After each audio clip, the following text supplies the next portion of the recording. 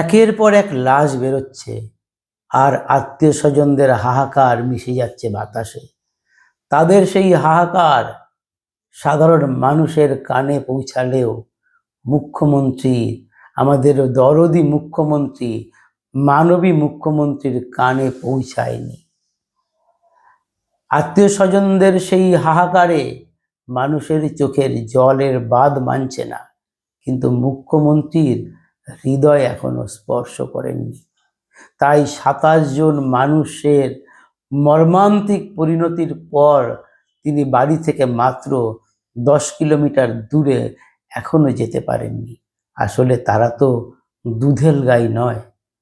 নমস্কার, আমি প্রদীপ দাস, আর আপনারা দেখছেন দেশপ্রেমিকদের চ্যানেল আমাদের ভারত।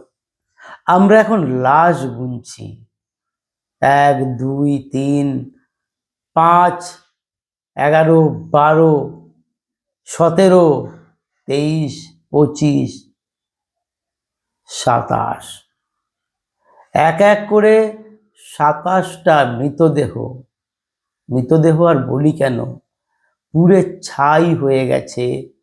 তার ভেতর থেকে যেটুকু অবশিষ্ট আছে হাড়গোড় বের হচ্ছে, আর আত্মীয় স্বজনদের আর্তনাদ হাহাকার বাতাসে মিশে যাচ্ছে।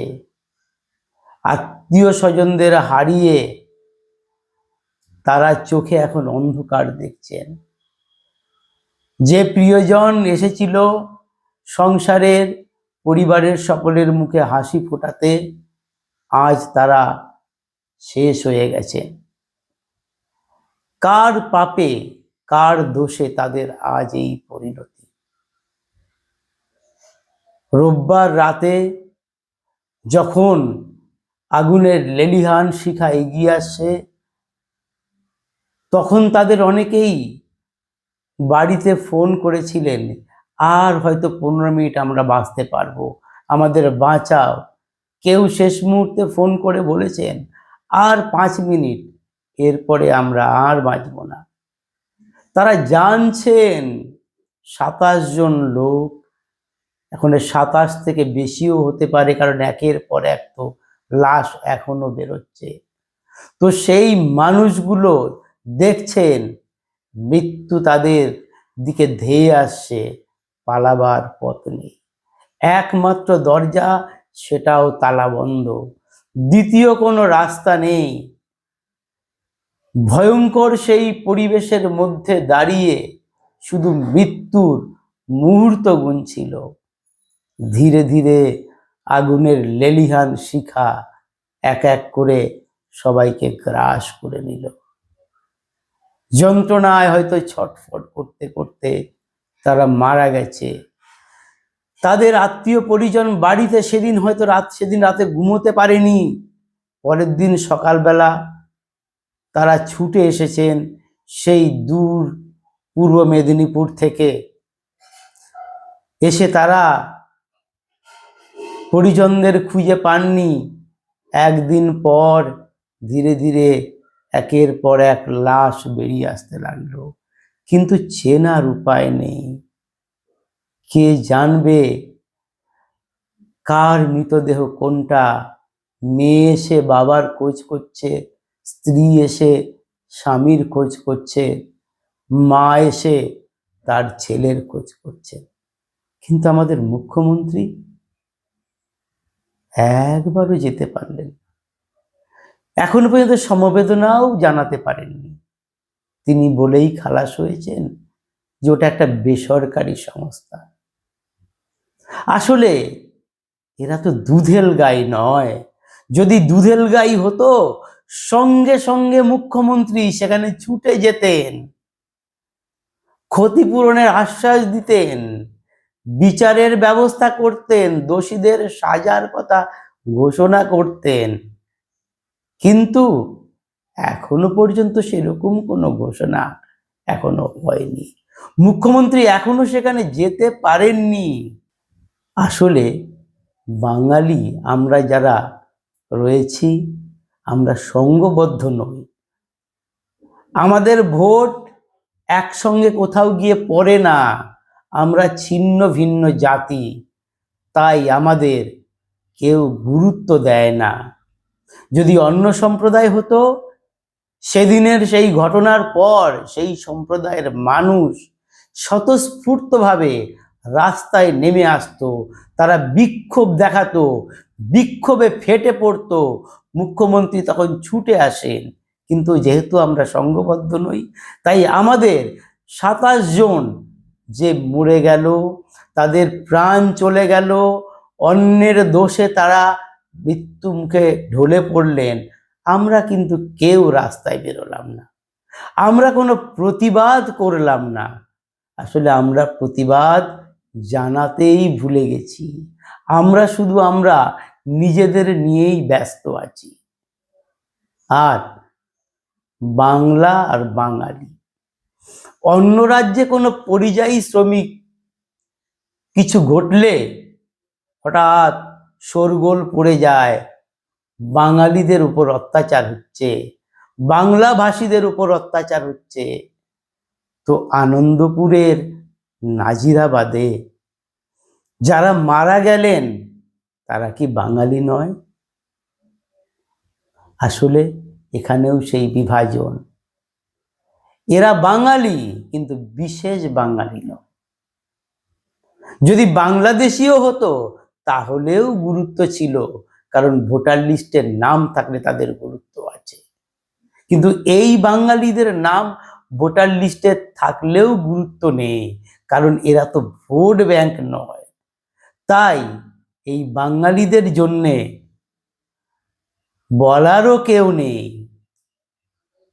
আর এই বাঙালি কাদের দোষে মারা গেল? যাদের গোডাউন, সেই মোমো বিক্রেতা, সেই মোমো কোম্পানি ওয়াও মোমো, তারা অবাঙালি। তাহলে অবাঙালিদের দোষে 27 জন বাঙালি জীবন্ত ঝলসে গেল। তাহলে তো বাংলার মুখ্যমন্ত্রীর উচিত ছিল সেই অবাঙালিকে ধরে আগে সাজা দেওয়া। আসলে সাজা দেবেন কি করে? সেই অবাঙালি তো তার খুব পরিচিত, তাকে নিয়ে তো তিনি স্পেন সফরে গিয়েছিলেন, তাকে তিনি ধরবেন কি করে? আসলে যে বাংলা বাঙালি সব হচ্ছে নাটক, সব নাটক। এইখানে এতগুলো বাঙালি মরলো, বাঙালিরা হাহাকার করছে, সেই বাঙালিদের পাশে দাঁড়াচ্ছে না, অবাঙালিদের দোষে বাঙালি মারা গেল। কই, এখন তো সোচ্চার হচ্ছে না কোনো দল, কোনো বাংলা পক্ষ, কোনো তৃণমূলের কোনো নেতা যে এতগুলো বাঙালি মারা গেল কার দোষে? শুধু কি ওই 2 অবাঙালি ব্যবসায়ীর দোষ? ওই এলাকায় জলাভূমি ভরাট করে গোডাউন তৈরি হয়েছিল, তাই জলাভূমি যখন ভরাট করছিল তখন আমাদের এই প্রশাসন কোথায় ছিল? যখন গোডাউন তৈরি হলো তখন পুরসভা কোথায় ছিল? পুরসভার থেকে তো অনুমোদন নিতে হয়েছে, বিল্ডিং প্ল্যান তো পাস করতে হয়েছে। সেই পাস কিভাবে হয়েছিল? তারপর যখন সেটা গোডাউন হলো, সেখানে মাল রাখতে শুরু করলো ওয়াও কোম্পানি, তাকে তো ট্রেড লাইসেন্স নিতে হয়েছে, তাকে তো ফায়ার লাইসেন্স নিতে হয়েছে। কি করে সব পেয়েছে? আসলে সেই তোলা টাকা দিলেই সব পাওয়া যায়। মানুষের জীবন নিয়ে ছিনিমিনি খেলে, মানুষের জীবন নিয়ে ছিনিমিনি খেলা, এটাই হচ্ছে তাদের ধর্ম। তাদের মূল লক্ষ্য হচ্ছে টাকা, আর একটাই লক্ষ্য, বাঙালি বলতে তারা একটা বিশেষ সম্প্রদায়কে বোঝে, যারা তাদের ভোট ব্যাংক। তাই ভোট ব্যাংকের জন্য চিন্তিত, কিন্তু অন্য সম্প্রদায়ের বাঙালিদের জন্য তারা চিন্তিত নয়।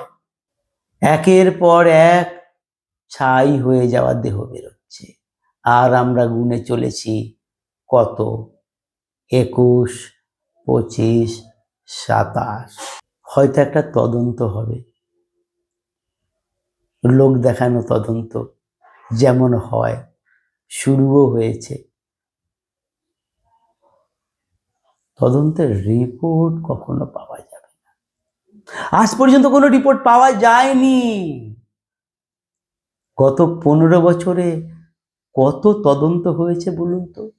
আর একটাই কথা, পুলিশ দেখছে, পুলিশ তদন্ত করছে, দোষীরা উপযুক্ত শাস্তি পাবে। আমরা এক সময় ভুলে যাব, আবার নতুন একটা ঘটনা ঘটবে, আবার হইচই হবে, আবার বলা হবে পুলিশ দেখছে, দোষীরা উপযুক্ত শাস্তি পাবে। আর কতদিন এভাবে চলবে? নমস্কার।